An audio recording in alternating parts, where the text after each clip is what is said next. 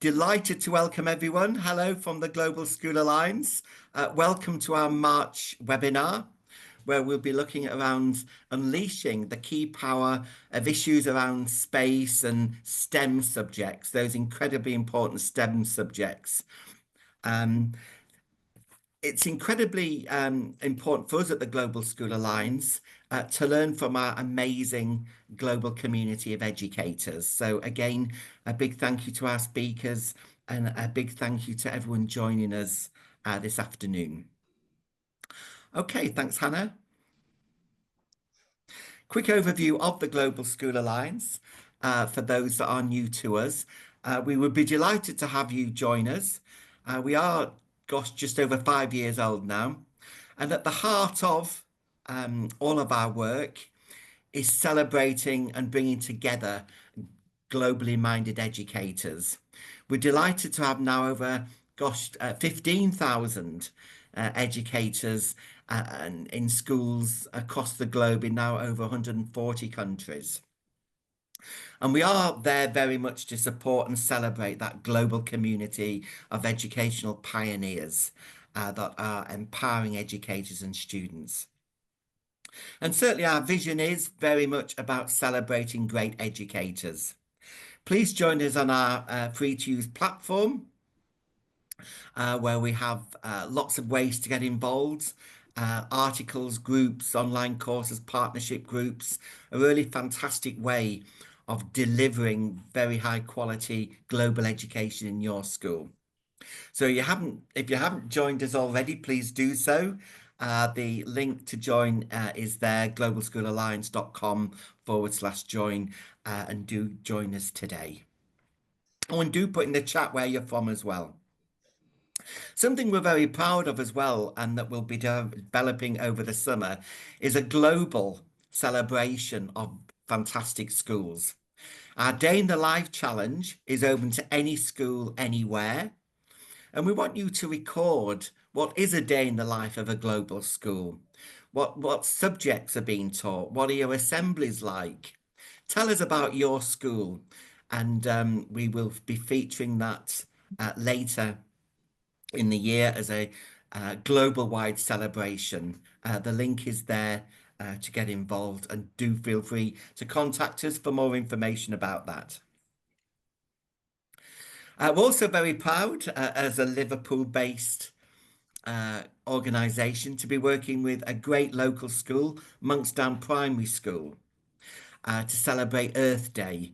That's a global celebration, a global reflection about the importance of connectivity, of sustainability, those sustainable development goals issues that are incredibly important to us all. So on the 22nd of April, we are having a global youth community event. Do feel free to get involved. The link is highlighted there. Register your own school for this and do get involved in these important discussions.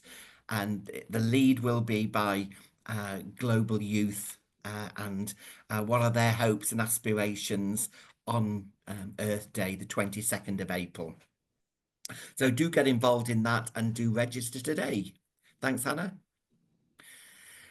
And also to highlight something we're very proud of as well is our UK leadership delegation, where we'll be welcoming groups of educators from across the globe to visit UK schools across the 12th to the 17th of May. Fantastic opportunity where you'll be meeting fellow educators, visiting schools, having the opportunities for those professional discussions. So if you're interested in joining the UK leadership delegation in May, we look forward to seeing you. Please register for that. And again, do feel free to contact me if you want particular details about that opportunity in May. And a big thank you to all the ambassadors. And it's great to have ambassadors speaking today for us. We always say, globally minded educators, you are the most important people in the world. Bringing the world into your classrooms, ensuring that young people are given the skills, knowledge, experience to develop as inquiring, as confident and resilient young global learners. So if you're interested in joining us as a schools ambassador. The link is there. Delighted to have a call with you. It's a great opportunity to get involved with projects, to speak at future webinars, represent the Global School Alliance in your own particular region globally. So again, if you want further information, do get in touch with us about that. And hello, Mohammed. Good to see you from Myanmar. So just to flag up how important all of our work is, and you need recognition for it. So our Global School Awards are there to ensure that you get that celebration, you get that recognition that you're doing some incredibly important work. So our awards, again, free to enter, free to get involved with. Hello, Romania. Um, any one of the schools with us today can get involved. The bronze level is a really supportive entry level recognition, which builds up to silver and gold to ensure that there is that whole school commitment to some very impactful, some very important, and has real impact across all your educational provision. So do get involved with our Global School Awards there. And a quick overview of the whole school support that the Global School Alliance can bring to every school to support establishing that school partnership, to further embed and celebrate that whole school international approach. And something we're very keen on is that face-to-face engagement. It's so important, obviously, to have that digital connectivity, but nothing beats, hello, Greece, nothing beats that face-to-face contact. So a big part of our work at the Global School Alliance is supporting school partnerships and have that full immersion in the lifestyle, the culture of peers across the globe and those authentic face-to-face opportunities. So if you're new to this work or you're established, do stay in touch with us at the Global School Alliance. And hello, Lebanon. It's great to have Lebanon joining us today. So please join us on the platform. The link is there. Do register for our webinars. Do get involved with our Global School Awards. Hello, India. And something we're very proud of as well is our Student Council. It's very important to have student voice represented. So we have primary student council and secondary student council to ensure that the voice of young people is at the heart of our work. And hello, Abu Dhabi. Great to have you joining as well. So do join us on social media as well. Do share the work. Please feel free to use the chat. It's great to see the chat being used already. Although there's no formal Q&A, if you do have any insights, we will certainly engage with our speakers. And there'll be time at the end for that. And do share your comments on social media using our hashtags, and do tag us in your comments. Okay, so just before we start, we thought we'd get an overview of the current provision at your school of global STEM opportunities.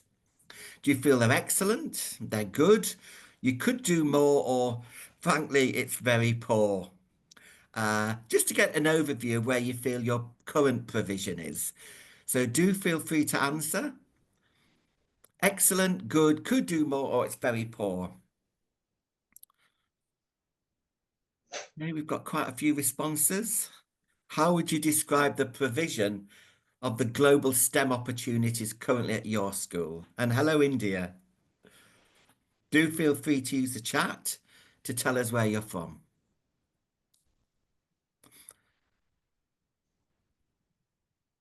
Okay, quite a few responses there. Could do more, interestingly. 12 responses there. Excellent, 17%. Good, 25, which is fantastic. Could do more. And certainly the 8% have answered it's very poor. That's an interesting response, and we hope you find our speakers and the incredible content they're involved with able to support that. And hello, Virginia, USA. Good to have Fairfax County Public Schools join us. Okay, so thanks for that. And again, we will share the results of the poll on our Global School Alliance website. Okay, thanks for that, Hannah.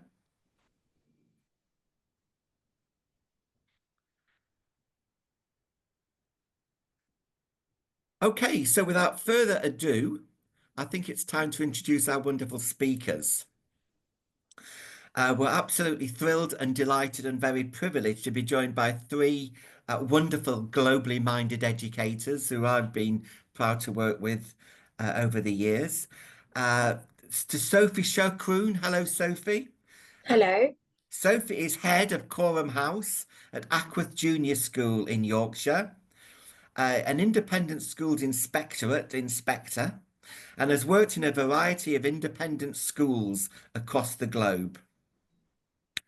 Sophie, originally from France, has lived in the UK for over 25 years and worked at the International School of Yangon in Myanmar and spent 5 years in China.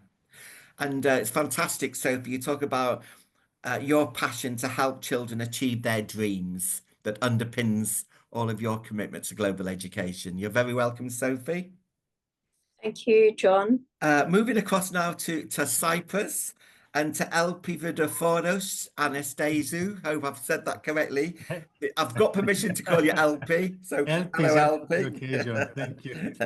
Elpi is a pioneering innovator in AI, space science, and education, dedicated to transforming learning through a range of amazing projects that really have STEM at its heart. Currently undertaking a PhD at Cyprus University of Technology. Elpi's developed AI sustainable cities and integrated AI into real-world urban challenges, and a founding member of the Einstein Junior project, which sounds absolutely fascinating. Robotics education, AI has underpinned his educational work and has brought those into 12 European schools. Currently developing space centres across European schools, which will give students direct experiences of space and STEM learning. Really amazing work, LP. Look forward to hearing about it, and you're very welcome, sir. Good to see you. Thank you very much, John. And last but certainly not least, someone I've been very proud and privileged to work with over the years, the wonderful Elaine Manson. Elaine is a prestigious Churchill Fellow, amazing work across the globe there, involved as a project manager for Teen Tech and a national expert STEM teacher, a global ambassador for STEM subjects and a certified educator in a range of subjects involved with New York Academy of Science. Fantastic work, fantastic commitment from our three speakers. So, without further ado, it's over to Sophie, who'll give us an overview of the great work they're involved with at her school. So over to you, Sophie. Thank you, John. And thank you for this virtual conference, you and your team for organizing this and enabling global educators to share their best practices on STEM in space. So good afternoon, everyone, and thank you for joining us here today. I'm speaking to you from Coram House, which is the junior school of Ackworth School, an independent day and boarding school for children aged 2 to 18. Ackworth School is a historic Quaker school in Yorkshire, in England, which was founded in 1779. It is rooted in the Quaker steps of simplicity, truth, equality, peace, and sustainability. The school provides a nurturing and inclusive environment in which our pupils are encouraged to develop both academically and personally. We put a strong emphasis on global education, sustainability, and independent thinking. We also value inquiry-based learning. I am the deputy head of the junior school, and I am not a scientist. I will be sharing the good work and best practice from all my colleagues here at Coram House.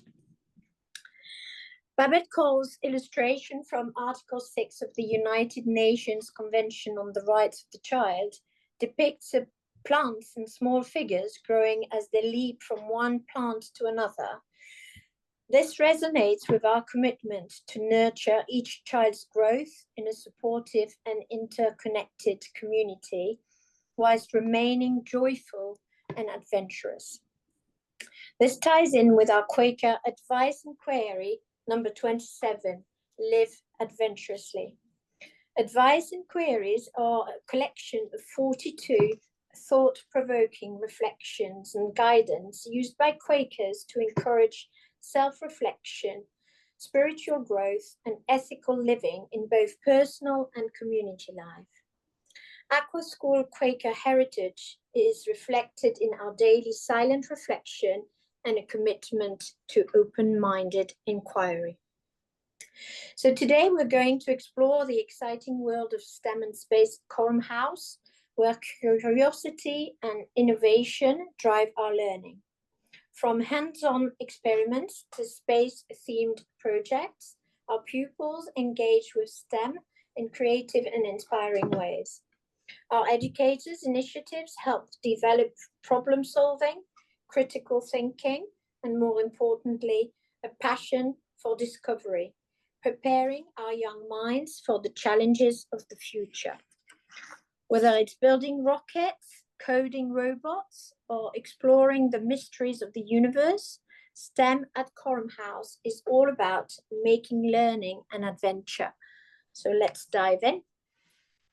We start in early years, where STEM and space exploration are all about sparking curiosity through hands-on and play-based learning. Our youngest learners engage in exciting activities that introduce them to scientific thinking, problem solving, and creativity. For example, they build simple rockets using balloons or baking soda and vinegar, exploring basic physics in a fun and interactive way. Sensory play with moon sand and space-themed storytelling helps develop early understanding of planets and the work of the astronauts.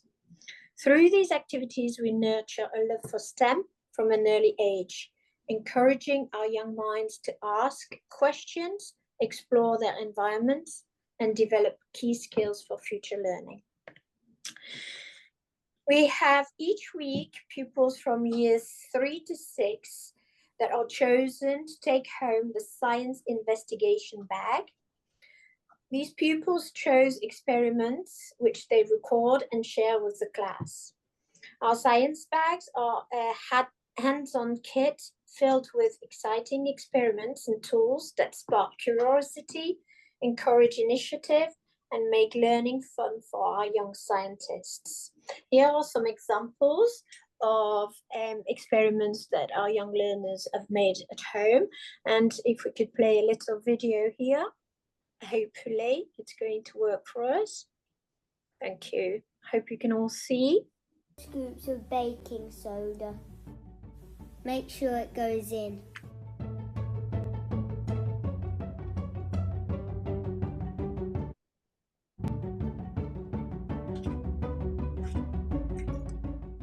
Then add 2 scoops of citric acid.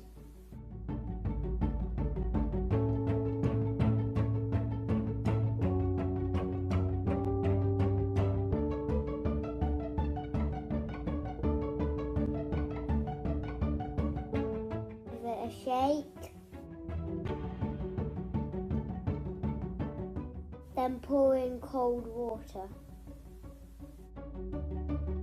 Not much happening.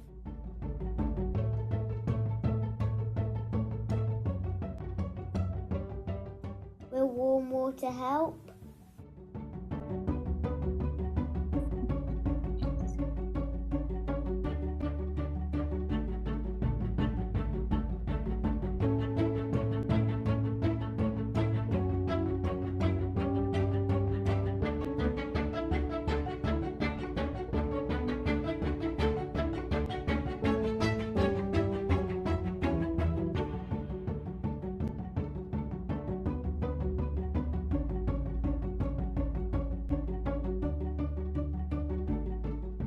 A bit of smoke, but not much happening.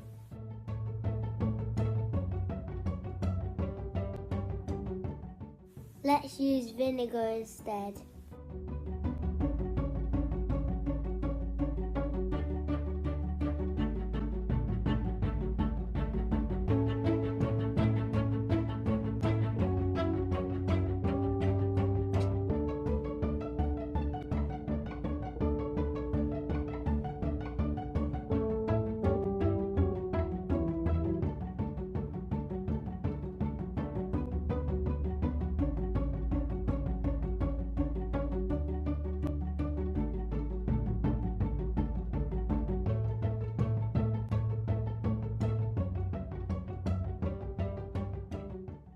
That's better.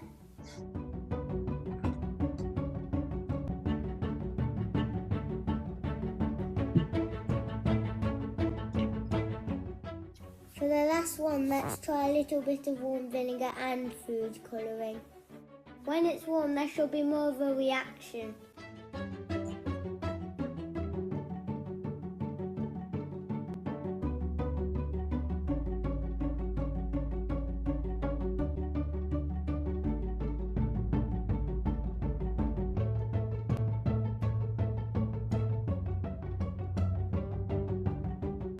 Watch it erupt. Vinegar and baking powder mix, that's what makes the fizz. Carbon dioxide. I hope you could hear the sound on there. Great. At Coram House, our dedicated educators lead on a variety of exciting STEM projects in our STEM club. Here are some space-related examples. So creating a 3D model of the solar system using balls, clay, or papier-mâché. And pupils can label planets, add fun facts, or compare the planet sizes. Our DIY rocket launch, building a simple baking soda and vinegar rocket or balloon rocket to demonstrate propulsion. Children can measure how far their rocket travels with different amounts of fuel. Building a constellation using marshmallow and toothpicks to recreate constellations, or use scratch coding to animate the star map. Children create a digital night sky map using famous constellations. Using Oreo cookies to show the 8 phases of the moon. And pupils explain why the moon looks different every night using their Oreo diagram. Setting up an obstacle course that mimics astronaut training, balance, coordination, problem solving. Children can record their reaction times and balance abilities, comparing them to astronaut standards. Designing a Mars rover using Lego, recycled materials, or Kinects. Pupils can explain how their rover would survive Mars's harsh conditions. And finally, keeping a space exploration journal where pupils draw planets, write facts, and track space missions.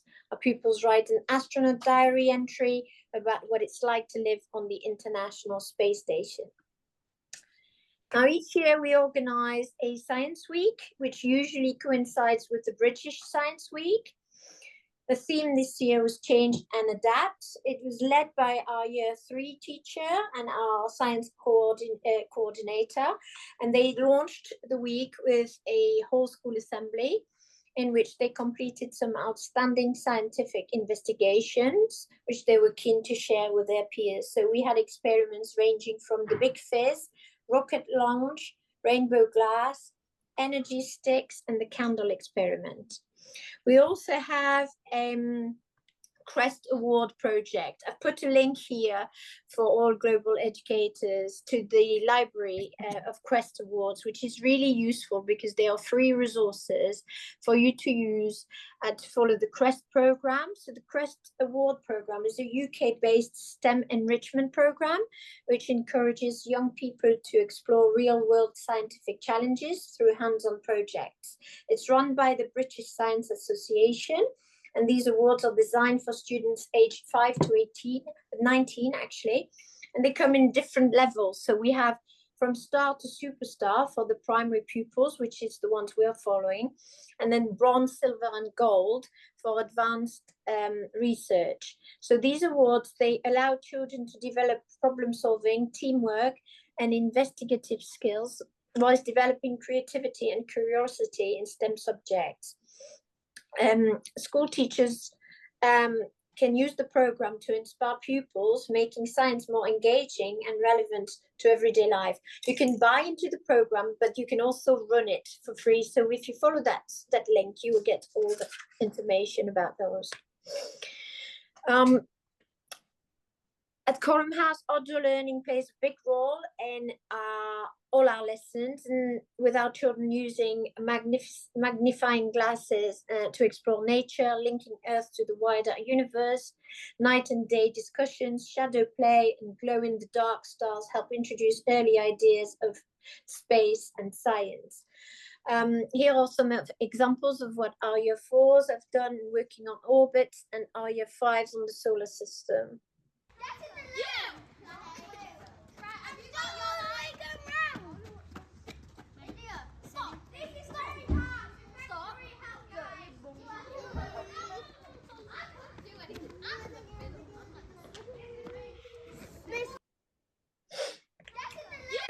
Okay, and yeah, you can see the Year 5s recreated the solar system with the leaves and our grounds. They've produced also, inspired by SpaceX rocket launch in Year 5, some cross-curricular work. So the children have produced a science report. How does SpaceX rocket launch work? They also have worked on creative writing and written about a journey to space. They have developed a STEM experiment in making a bottle rocket, also observing the sky and talked about what can we see, drawn diagrams on how a SpaceX rocket works, and also wrote a fun space quiz. This is all stemmed from the few pictures we got from the I think launch of SpaceX rocket in the US, and the fuel that froze in the atmosphere and the light shining through it made these spiral patterns. So we showed that to the children and developed these cross-curriculum work all around that. I wanted to also touch on careers in STEM. I am developing a career guidance program for our pupils in Key Stage 1, and as such, we have discussed in class STEM careers that should be introduced in a fun, engaging, and inspiring way. So around space and engineering, we've looked at space explorers, robot designers, eco-engineers, 3D printing inventors, and underwater engineers. We've also been talking about some future jobs that do not exist yet. So our children have thought of time travel scientists and how we can study if we can travel through time. They've also thought about a virtual reality teacher. I think some of them already exist, actually. They thought as a job of the future as a drone rescuer. So using drones to save animals, people, and delivering supplies. I think this exists already. Mars architects, designing houses for people to live on Mars. And supersuit engineers, so making wearable technology that helps people run faster and jump higher. So as you can see, our children are inspired for these jobs in the future, but you might like to think as educators of some classroom activities of STEM challenges related to these careers. I wanted to end on the importance of persevering and learning from our mistakes. And for this, I wanted to give an example of the team of the US space company Intuitive Machines. So Intuitive Machines' perseverance in its lunar landing attempts provided an excellent real-world example for us teaching STEM, space exploration, and investigative science in primary school. Just like the Intuitive Machines engineers analyze data, troubleshoot problems, and refine their designs, our young learners can develop a similar mindset through hands-on experiments and problem-solving activities. In STEM education, trial and error play a crucial role, mirroring the way scientists and engineers learn from failures to improve future missions. Investigative science in primary school fosters a similar approach where pupils ask questions, conduct experiments, analyze results, and adjust their methods, just as space scientists do. By linking space missions like IMs to classroom learning, educators can inspire young minds to embrace challenges, learn from their mistakes, and think like future scientists and engineers. We are educating a generation of children who is the first ever generation of children to grow up with the real possibility of living in space, not just as astronauts, but as scientists, engineers, and even tourists. Unlike previous generations who saw space travel as a science fiction, today's young pupils are witnessing rapid advancements that make space colonization a near future reality. With projects like NASA's Artemis program, SpaceX Mars missions, and commercial space travel expanding, our children today may one day walk on the moon, work in space hotels, or even help build the first human colony on Mars. Advances in technology such as AI, robotics, and 3D printed habitats mean that space settlements could become possible within their lifetime. This shift is inspiring new ways to teach STEM in schools, making space science more relevant and engaging. From coding for space rovers to designing sustainable life support system, children are not just dreaming about space, they are preparing to be part of it. Thank you very much. Fantastic. Thank you, Sophie. That was so interesting. Thank you so much. And great to see the volcano eruptions and the solar system brought into the classroom. Really powerful learning. And our best wishes to everyone at your wonderful school. And we look forward to visiting. Just before we move on, would anybody like to ask Sophie a question?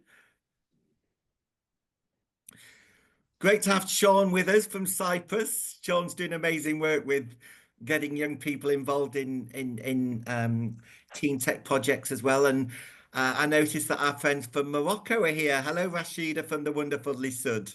I know that you're doing amazing work as well. So any questions to Sophie before we move on? Sean, over to you. Hi, glad to be here. So thank you for the invitation.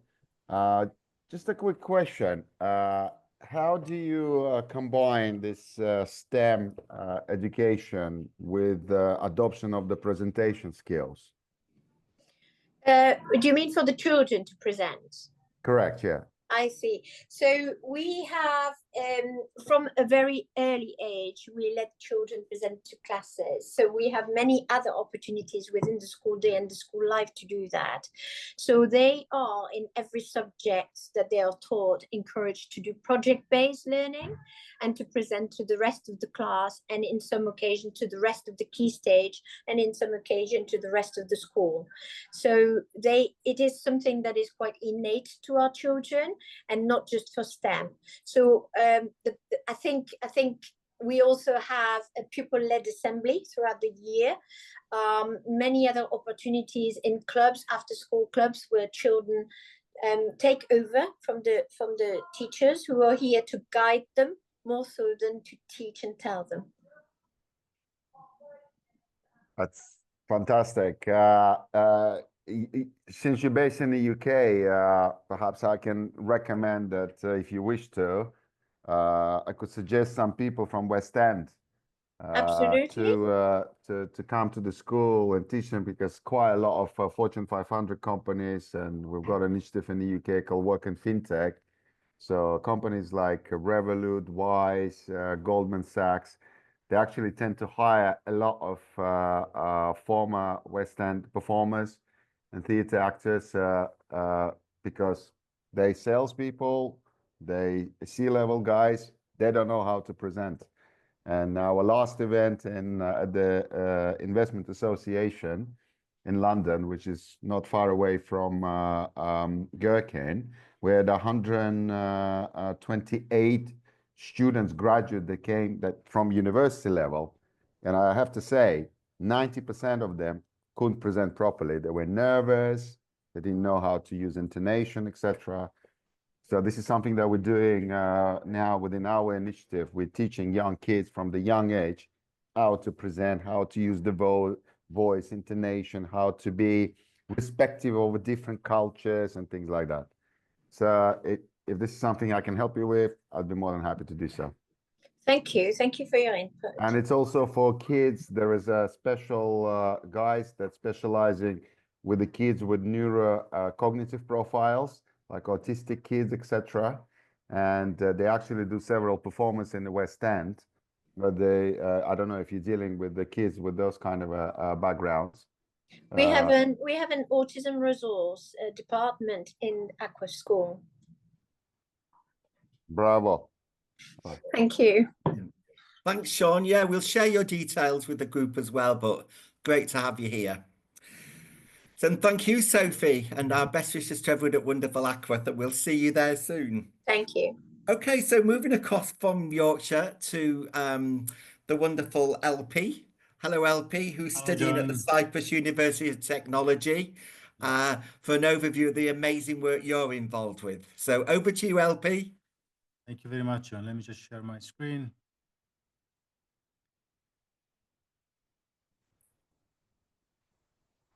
I can present, yeah? Yeah. So, hello, everyone. My name is Elpidoforos Anastasiou. Everybody knows me as Elpis.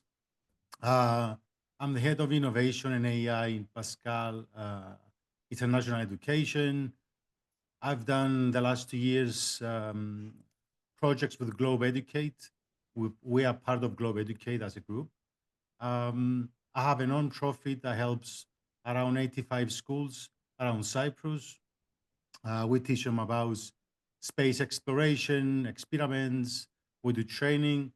Last year alone, we trained around 3,500 students in all around Cyprus. So basically, I'm an educator. Sometimes I'm an innovator, an entrepreneur. I just like to help people. That's my mission. And my presentation, it's kind of a story. And it's important to tell this story because I want to give the message that every project that we did, nationally and internationally, any teacher can do it. So the story starts 6 years ago.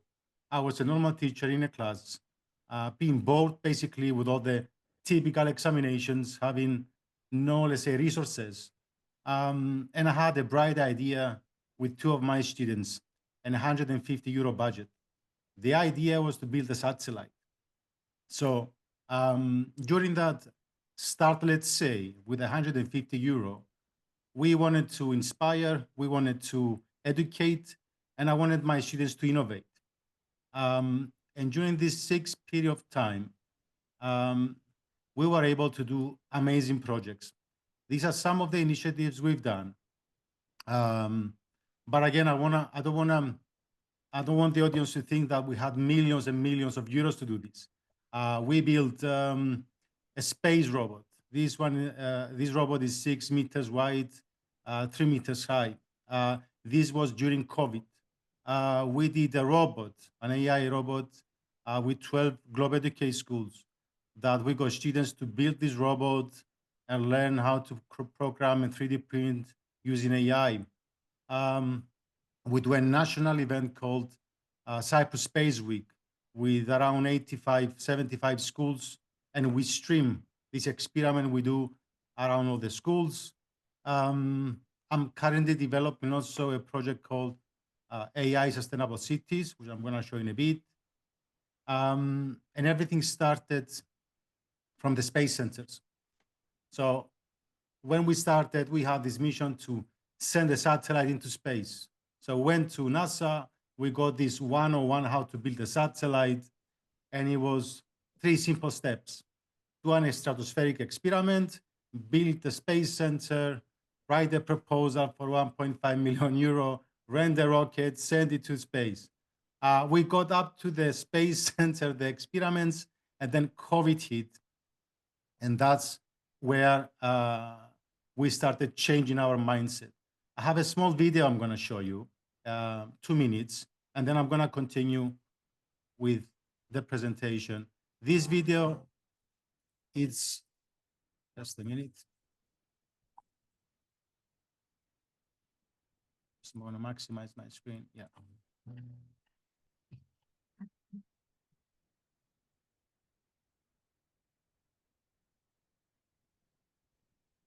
So this is all the schools learning how to build the chatbots. All of the schools had a different character to build, so it was unique for each school. And the whole project was not a competition, it was a collaboration. So any initiative we've done, it was never about who is the best student or who is the best teacher. It was always about what can we do collaborating. So we got students to program using AI, to learn 3D printing. It was an amazing experience.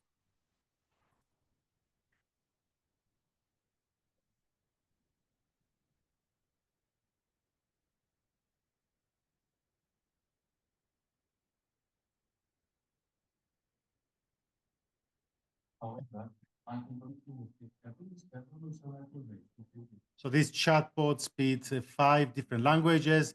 This somewhere Sean is here also because it was an event we did with Sean in Cyprus. So basically we got around 12 schools to learn 3D printing AI with hands-on experiences, not just, let's say, presentations. None of the school had a curriculum. Everybody was doing their best to reach their best goals, so to be the best version of themselves. And it was a huge success. All of the schools completed their character in less than 3 months. So they learn how to use AI, robotics, and they learn how to, what is a concept STEAM. These are the different characters in each schools. That's in Spain.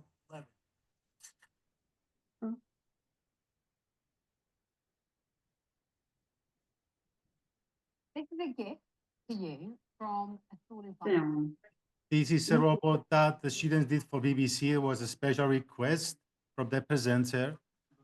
I mean, Elvis, obviously, it really helps if you're able to.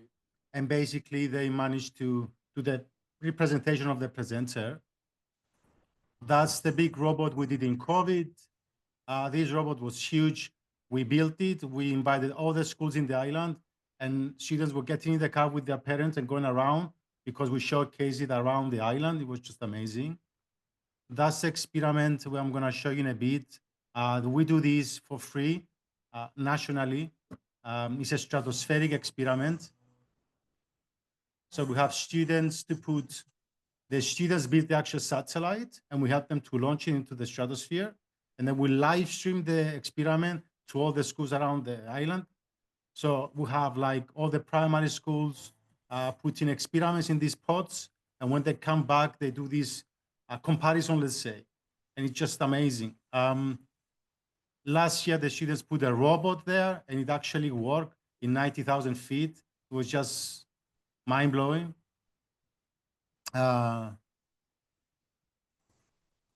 So, yeah.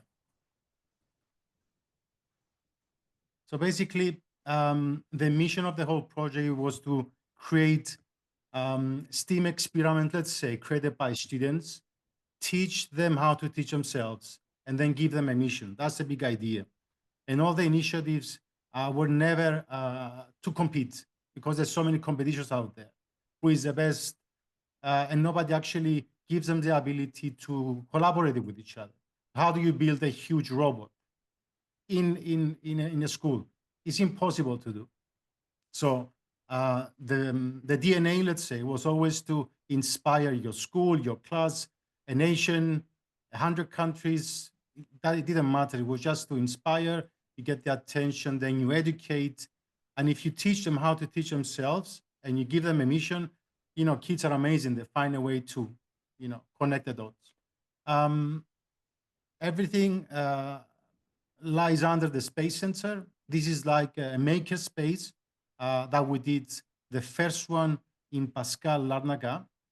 This was the first ever space center around the globe. It was a mind-breaking idea. We spent 6 months to do it, and it was built by the school with very limited budget. We basically got sponsorships. So the Space Center basically is a place where everything happens. And since we joined Globe Educate, it was just amazing when the management of Globe Educate came down to Cyprus. They saw what we did, and we say, why don't we do another 9 space centers? So we have now a group of schools from London, Milan, Rome that actually have a space center, and we collaborate with them. This is a history. We started way back. We expanded the space centers with collaborating with other schools. I mean, the benefits for the students are obvious. Critical thinking, technical knowledge. The most important for me now here is the collaboration. They learn how to collaborate. You have 50 students in a school. It doesn't matter if they know programming. Some people are good in marketing. Some other students are good in communication. So if you teach them how to collaborate from a young age, when they go to study, it's super important. And if you multiply and enhance this by giving them access to advanced technologies like AI, 3D printing, that's a huge difference. Space, that's basically what I developed through the 6 years of my PhD. Space doesn't mean just space. The S is for skill development, project-based learning, alternative assessment, collaboration again. So I combine my thesis and my research. I call this team and space. So that's basically where everything stands. That's a new project I've done. This is a masterpiece. I spent 4 months to do this. Basically, the whole project is like an infinite loop of experiences that schools can achieve.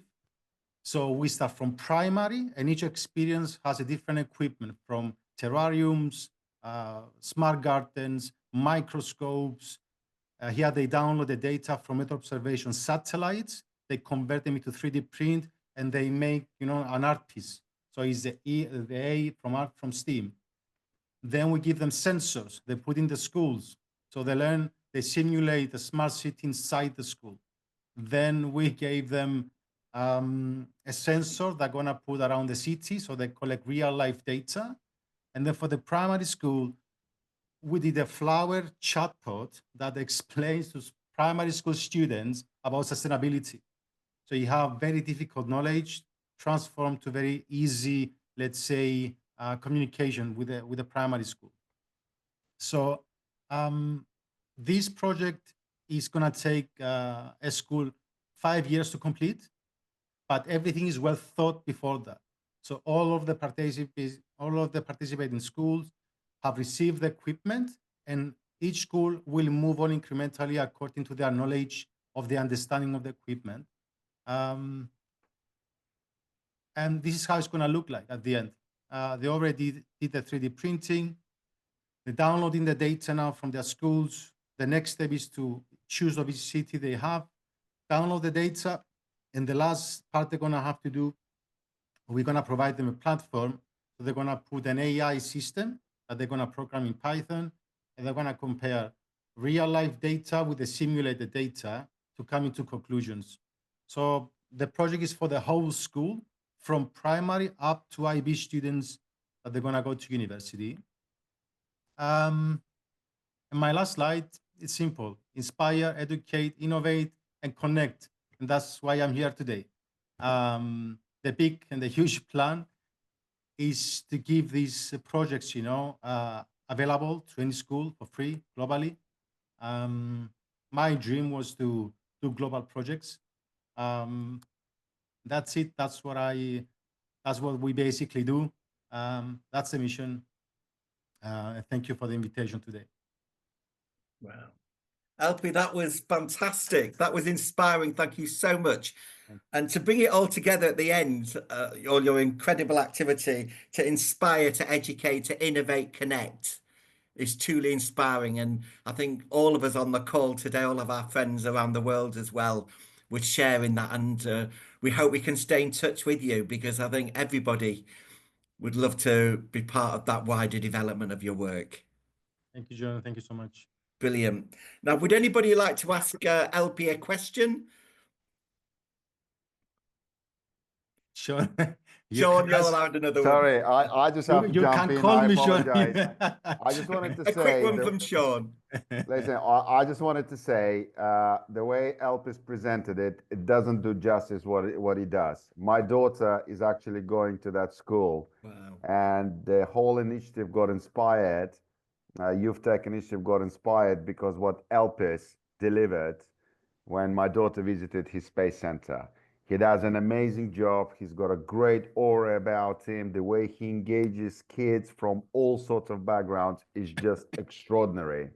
I just wanted to say that the Einstein Jr., he was answering on the fly this first time ever. You know, there is Sophia robot, which was recently AI powered, but what he designed with his student, that guy called Richard, Yeah. we actually tested it in a live session during the event, and we had the problems with the internet connections. Of course, it was a tech event. You had to have a tech problems, right?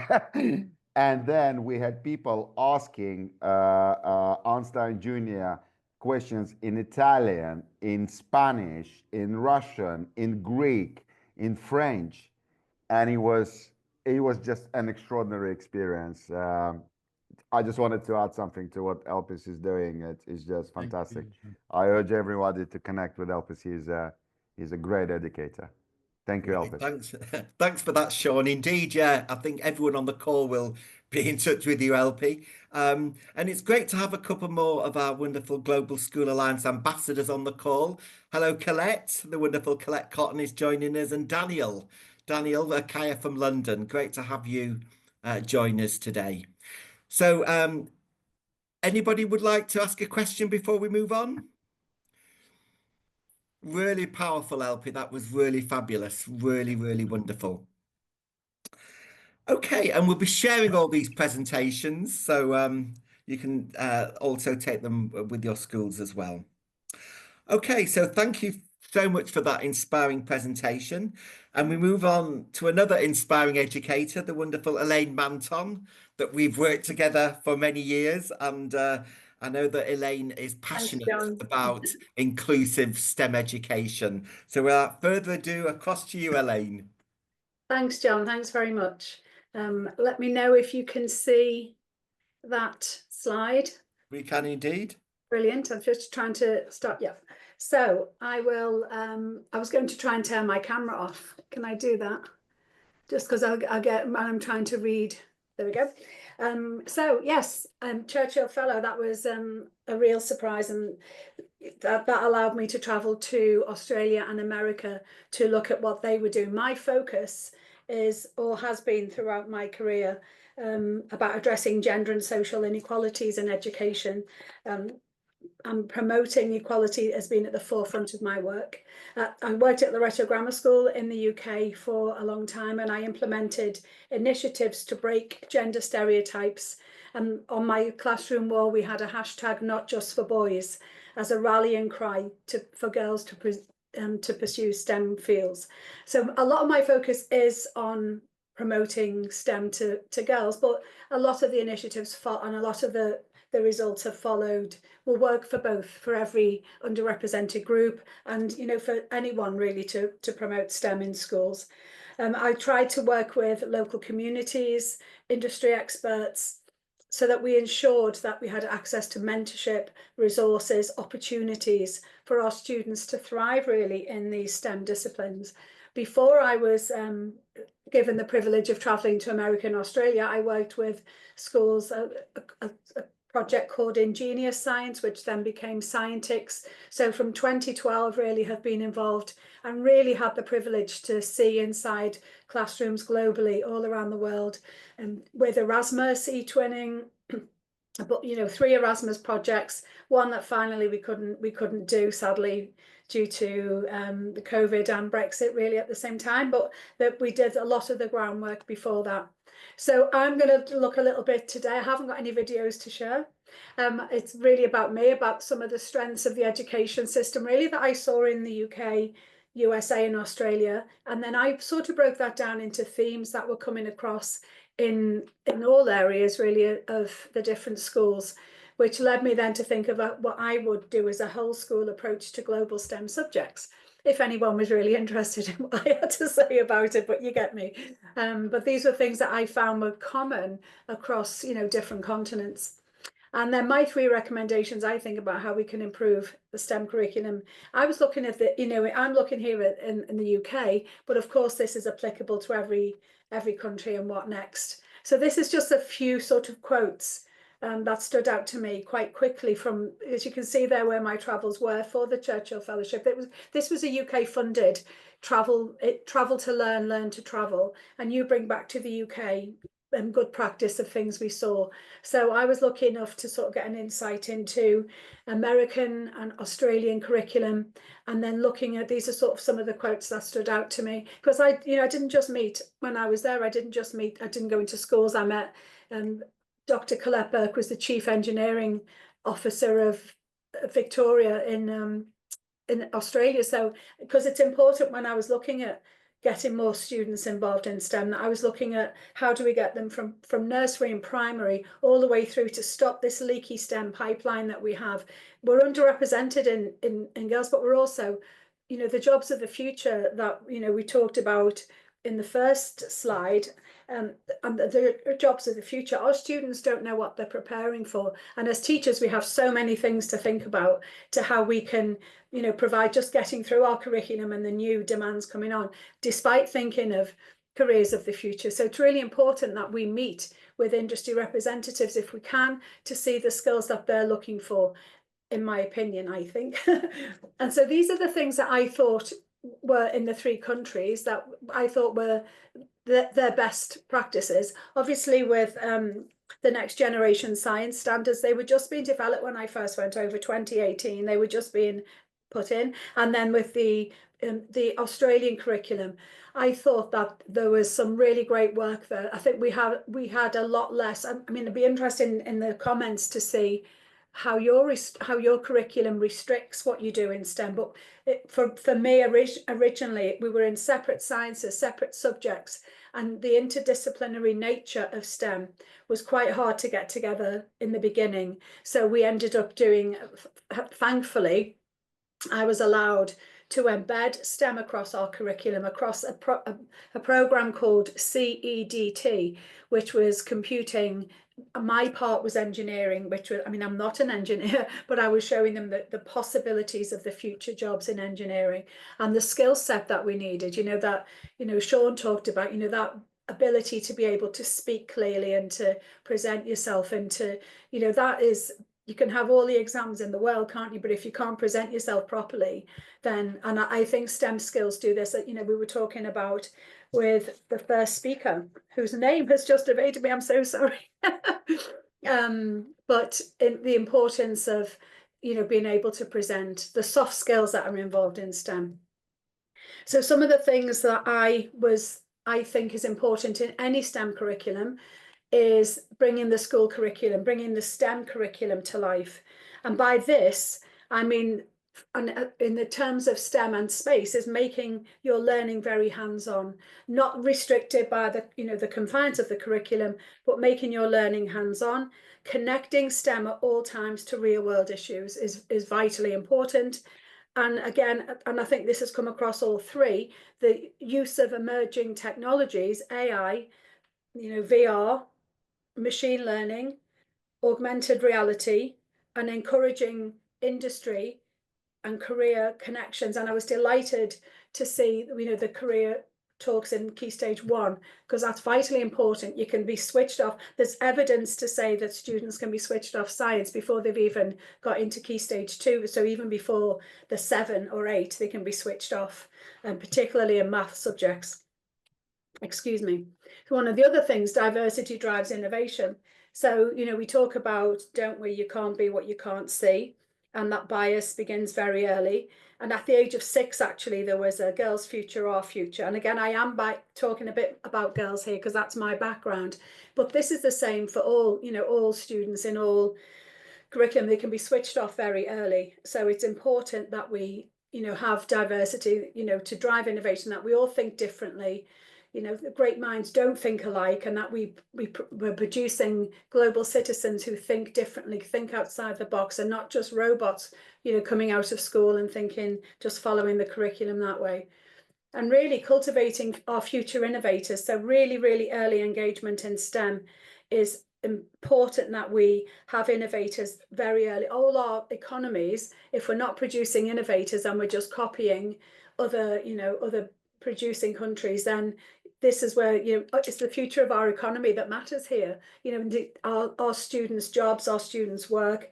It's really important that they start early, that students of all backgrounds engage with strategically selected role models, and from the very beginning provide for ongoing STEM career awareness. It's vitally important, in my opinion, I think.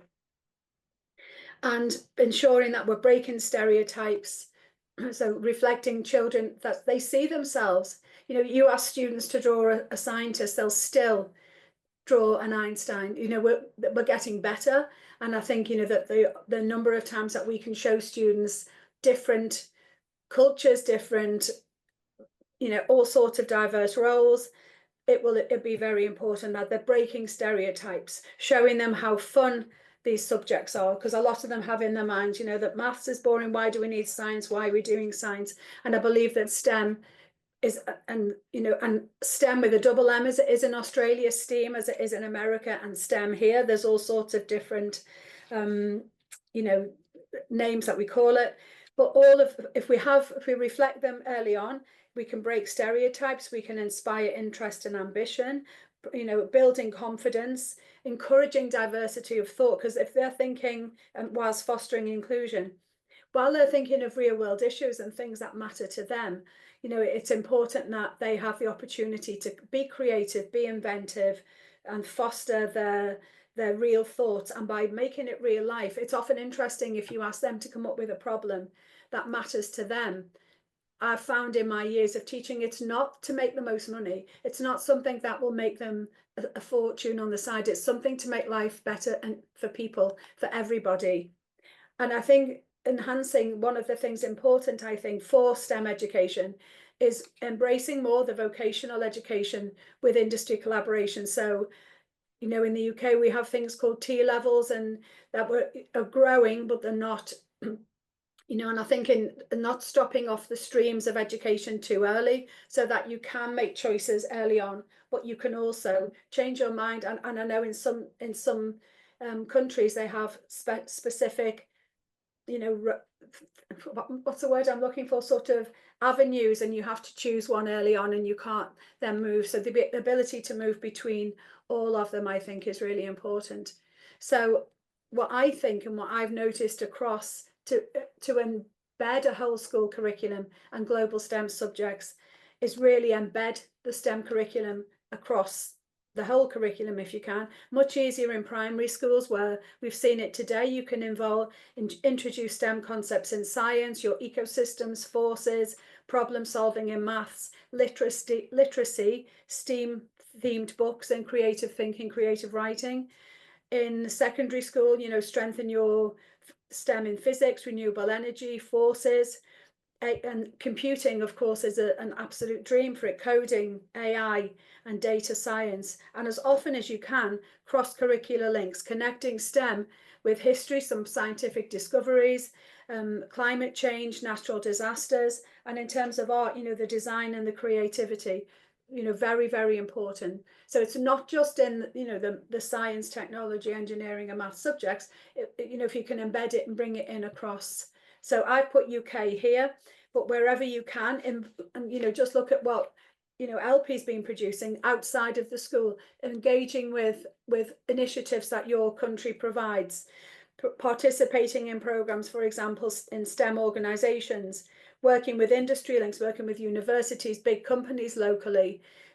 They want a workforce that's work ready. They don't want someone coming out of university that hasn't got all the skills that they need for the job, and they need to then reskill them. So I really think that a lot of these new degrees, where they're sort of apprenticeship based, I don't know if that's globally the case, where you can actually work with a company, get your degree that way, not even sometimes have your fees to pay them like we do here. But another really good thing, STEM ambassadors, as often as you can, inviting STEM ambassadors, professionals in engineering, healthcare, to talk to the children, to speak to them, so they can see real life, real life STEM personnel. Another approach, I think, is to involve hands-on and inquiry-based learning. I mean, that's come across in the 3 talks, hasn't it? We've all said that. This can be by running STEM clubs after school, focusing on coding, robotics, sustainability projects. And another one that we did a whole Erasmus on was citizen science, where you can, and I think it's a great one because everybody can do that and take data now with, a lot of people have got phones, but you can engage in global research projects like climate monitoring, biodiversity studies, space studies, and you can do this, through citizen science projects, and there's lots of them everywhere. And I think they're really important. So, embedding again, extracurricular and competitions. And competitions aren't for everybody, but if you haven't got any idea of where to start, if you join a competition, you sometimes get quite a lot of guidance into how you can help and make your project come through. So, we have things, the Crest Awards was one of the ones I was going to talk about. And Teen Tech is one that is close to my heart, as John knows. We entered Teen Tech in 2012, and I'll talk a little bit about Teen Tech at the end. But we entered Teen Tech with a creation or an invention, if you like, or an idea, and it was a diabetic bracelet. And I remember it was back in the day when we got our prize in the palace. We don't go there anymore, but we did go to the Buckingham Palace to receive our prize, which was wonderful.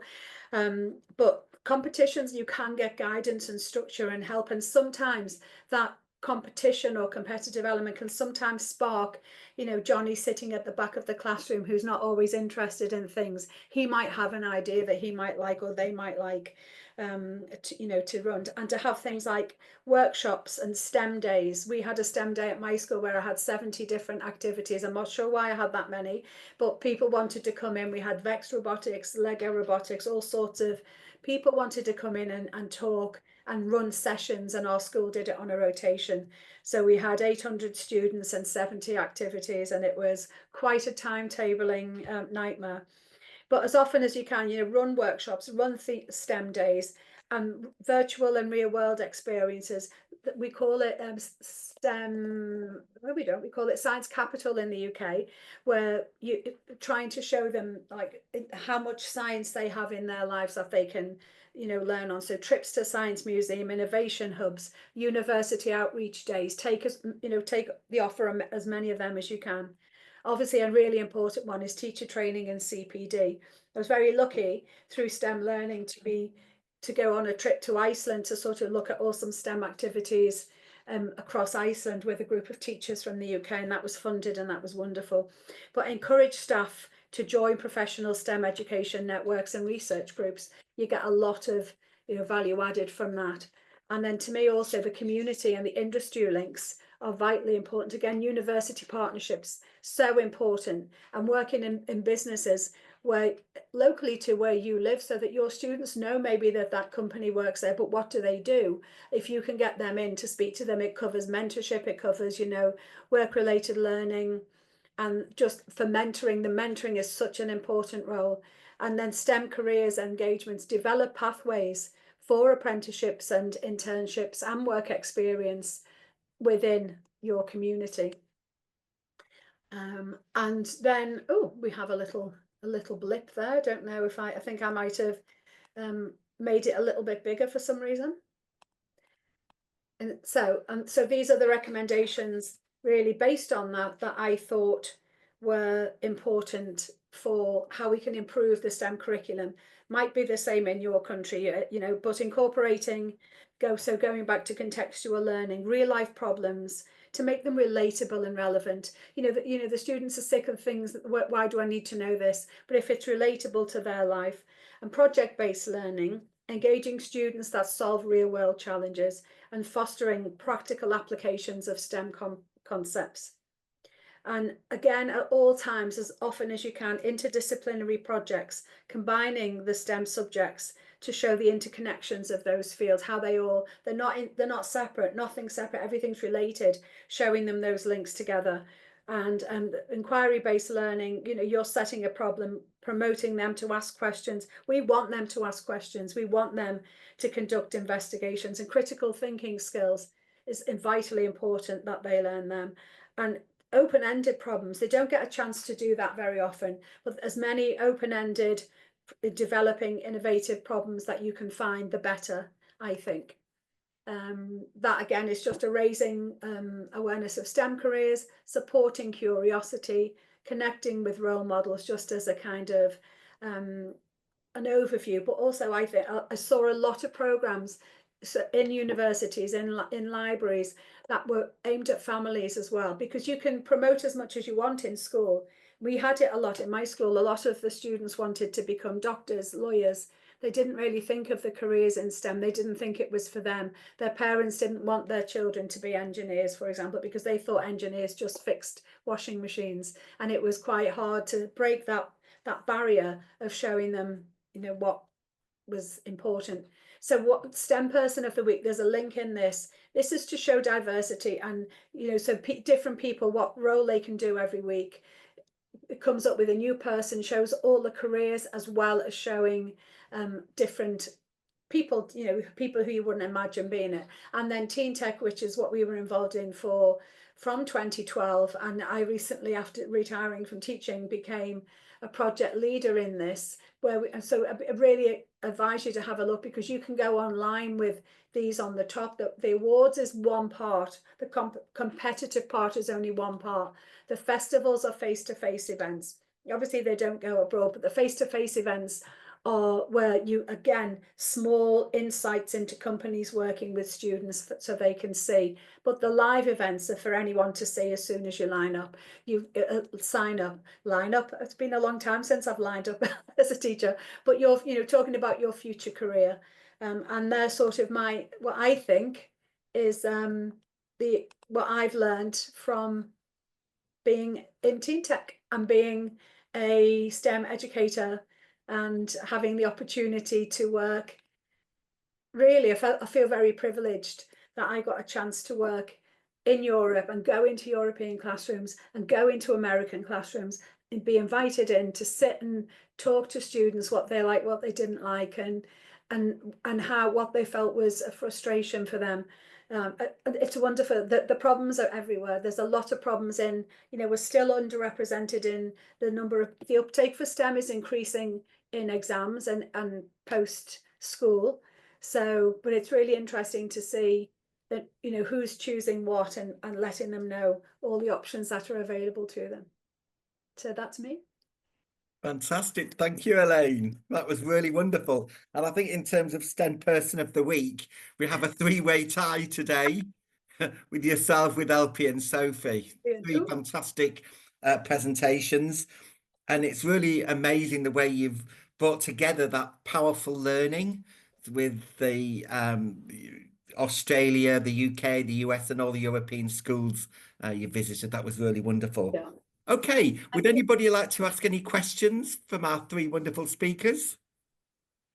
I wanted to say something to Elaine, because she said something very important and truly important. The connection between the industry. Yep. Because you mentioned, Elaine, that students, they're gonna finish university, Yep. and it's not just a degree anymore.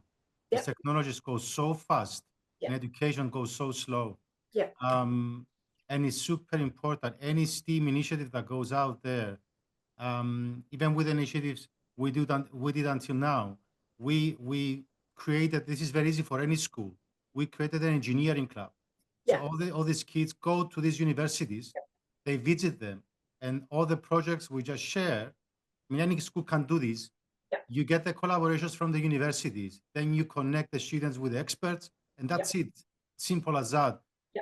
You don't need any budget for your school extra. It's just instead of going to some fancy place for students to just have a nice, day for an excursion, you send them to university, they see the experts, the experience.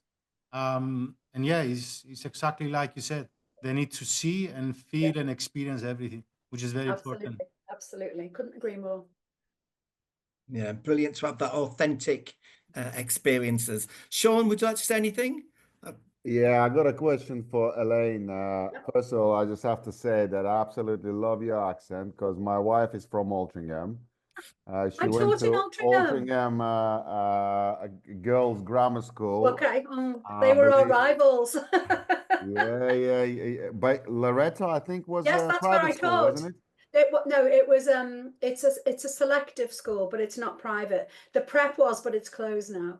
But so it's a free grammar school, but you apply to go.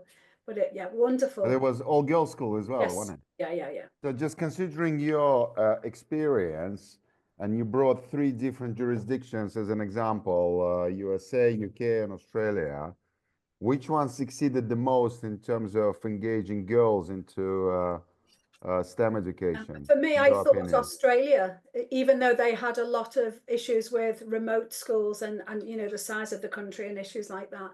But I thought there was a lot of things going on, a lot of projects going on there that were engaging students into it. And I thought that maybe that was the people I saw, I don't know. But seeing, I went to Silicon Valley Robotics in America to see a woman who runs and thrives on new innovations, and she does an awful lot of work. And then luckily I met her sister in